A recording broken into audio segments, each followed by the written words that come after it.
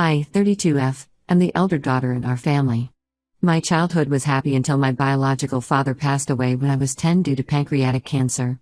Dad was my hero. He taught me to read, helped with homework, and always made time for me despite his busy job as an engineer. His death devastated our family. Mom fell into depression and struggled to cope with raising two young daughters alone. 4 years later, Mom met John at a grief support group. He was divorced and worked as a high school teacher. They dated for 6 months before getting married. My sister Sarah was 7 when Mom remarried and quickly bonded with John. She started calling him Dad within months while I couldn't bring myself to do it. I was 14 and still grieving my father. John tried to connect with me initially. He offered to help with my science projects because that was what Dad and I used to do together. I politely declined it every time. Eventually, he stopped trying and focused more on Sarah, who eagerly accepted his attention. I didn't mind because I wanted to preserve my memories with Dad. Growing up, our house divided into 2 groups. Mom, John, and Sarah spent time together while I stayed in my room studying or reading Dad's old books. Mom often complained that I was too reserved and should try to be more like Sarah, who is outgoing and social like her. When I got good grades, Mom would say, "That's great, honey, but you should join some clubs like Sarah." Everything became a comparison. The distance grew as years passed. I focused on academics because Dad always stressed its importance. Sarah was average in studies but excelled in sports and social activities. John attended all her games and competitions. He tried coming to my debate competitions too, but I asked him not to.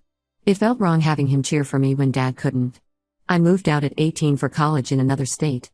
The distance helped me build my own identity away from constant comparisons. I visited only during holidays while Sarah chose a local college and stayed home. During these visits, I noticed how close she and John had become. She consulted him for every decision: college major, internships, even dating advice. I made my choices independently, sometimes not even telling my family until after. Mom didn't like my independence. She said I was pushing them away and breaking up the family. But I was just living my life differently. After graduating, I got a job as a software developer in another state. Built my own friend circle, dated occasionally, and created a peaceful life.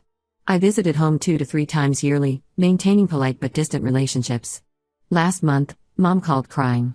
John had been diagnosed with kidney failure due to uncontrolled diabetes and high blood pressure. He needed a transplant urgently as dialysis wasn't working well. Mom and Sarah got tested but weren't matches. They wanted me to get tested too. I agreed to the test because refusing would make me look bad. But I told them clearly that I needed time to think even if I matched. They seemed confident I would donate if matched. The results came after a week. I was a compatible donor. Mom and Sarah were overjoyed. Without consulting me, they started planning surgery dates, discussing my leave from work, and arranging for my post-surgery care. When I reminded them that I hadn't agreed to donate yet, they were shocked. Mom said I owed it to John for raising me. Sarah called me selfish and ungrateful. I tried explaining my concerns. I have a demanding job managing multiple projects. I live alone in a different state. The recovery would take 2 to 3 months minimum. I'd need someone to care for me, but my family lives far away. My close friends work full-time and can't take extended leave to help. Financially, it would be tough too. I'd have to take unpaid leave as I've used my paid leave visiting them when John first got sick. My savings would take a hit. Most importantly, I wasn't emotionally ready to make such a huge sacrifice for someone I maintained minimal contact with. Mom dismissed all my concerns. She said I was overthinking things and making excuses. Sarah offered to take leave to care for me, but I knew she couldn't afford it. She's a teacher like John and barely manages her bills. Mom can't leave John alone to help me recover. They started guilt-tripping me, saying John was an amazing stepfather who never differentiated between his own daughter and stepdaughters. Mom brought up how he attended my graduation despite me keeping him at arm's length. Sarah cried about losing her beloved father. John stayed quiet during these discussions. He just looked disappointed, which made me feel worse. But I couldn't ignore my instinct screaming that this wasn't right. Mom finally gave me an ultimatum: either donate the kidney or forget I have a family. I refused to be emotionally blackmailed and left.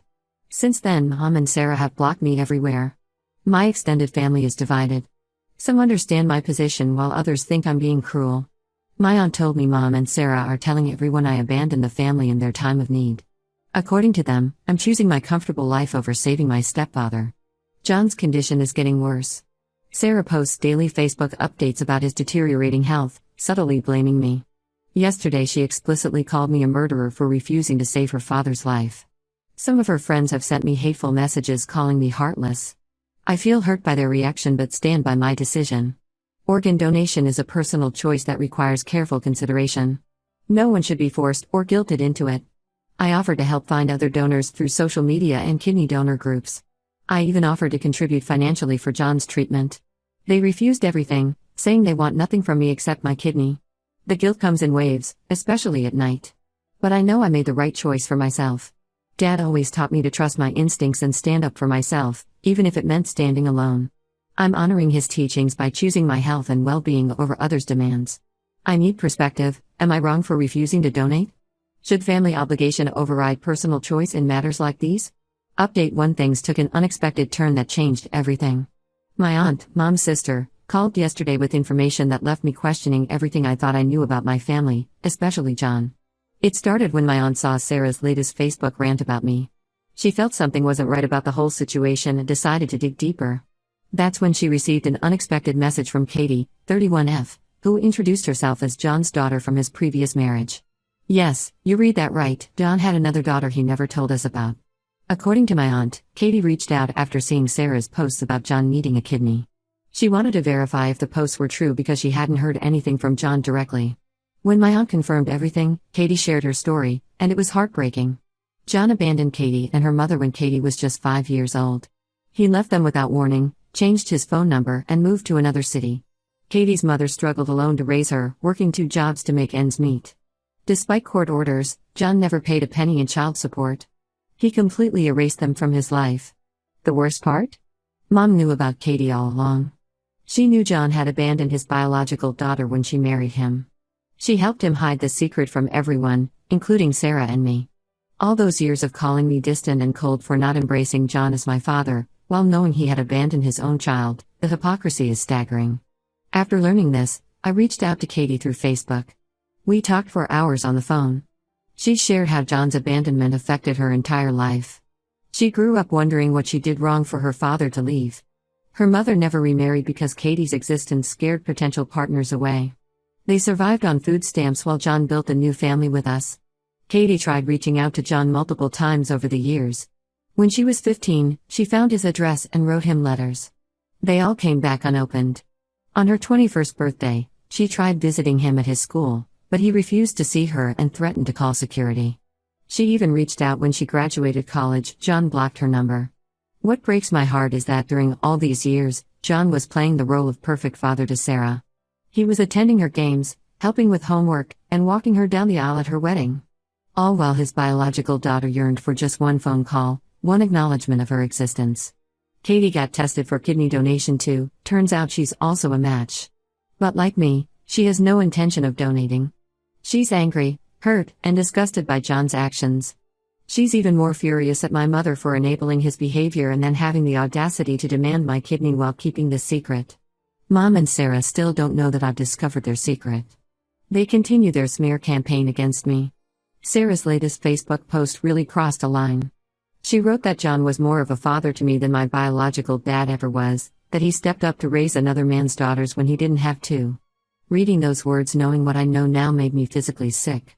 My real father may have died young, but he loved me completely in those 10 years. He never abandoned me by choice. I'm struggling with whether to expose their lies publicly. Katie wants to handle it herself. She plans to confront John face-to-face at the hospital. She wants me there for support, and I agreed because I need answers too. How could Mom judge me so harshly while hiding this secret? How could she watch John reject Katie's attempts to connect while demanding I donate my kidney to him? The transplant surgery is scheduled for next month. They're still hoping I'll change my mind.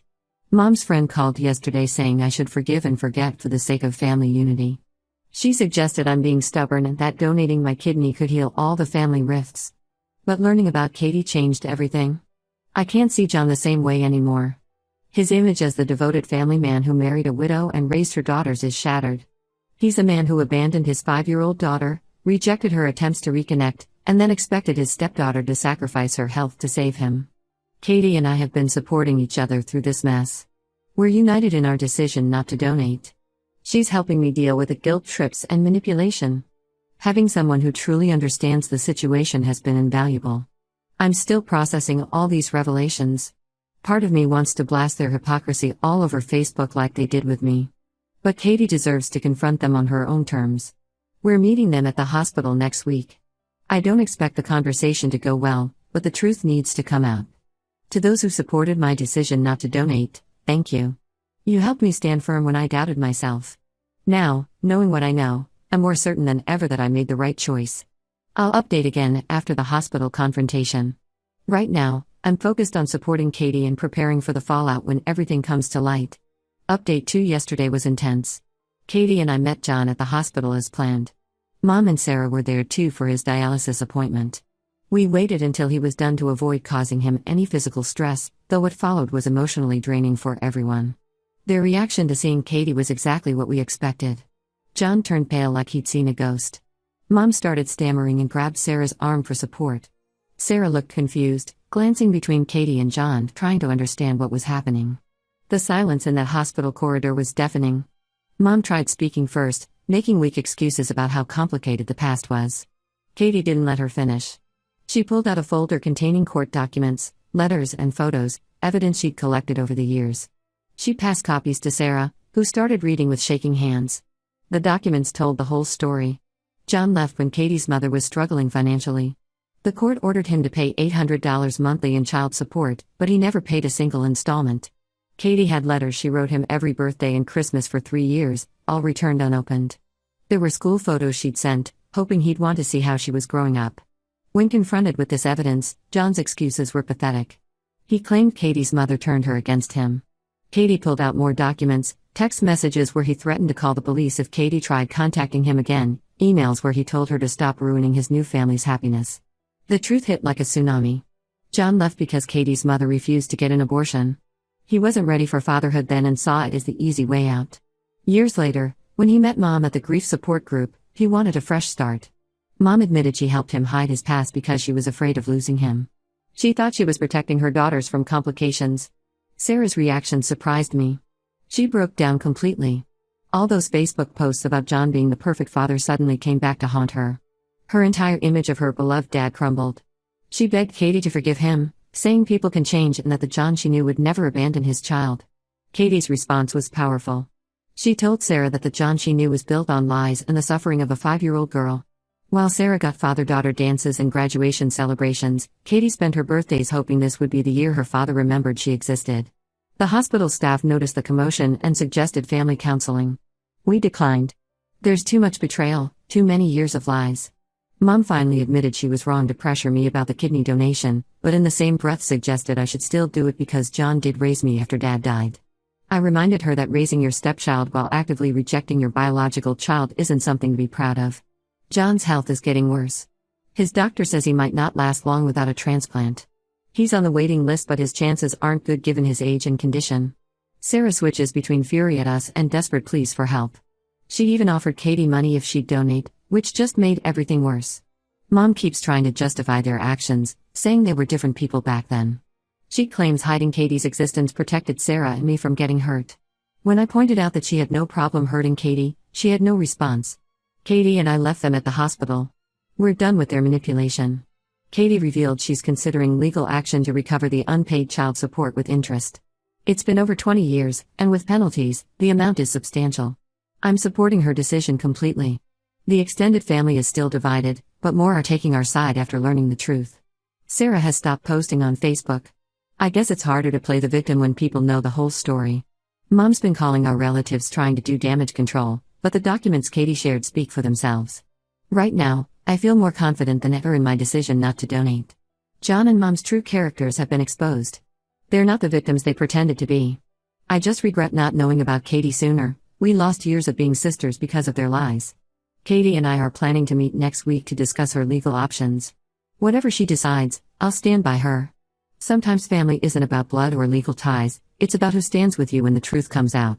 I'll update again when there are significant developments. Right now, we're all processing these revelations in our own ways.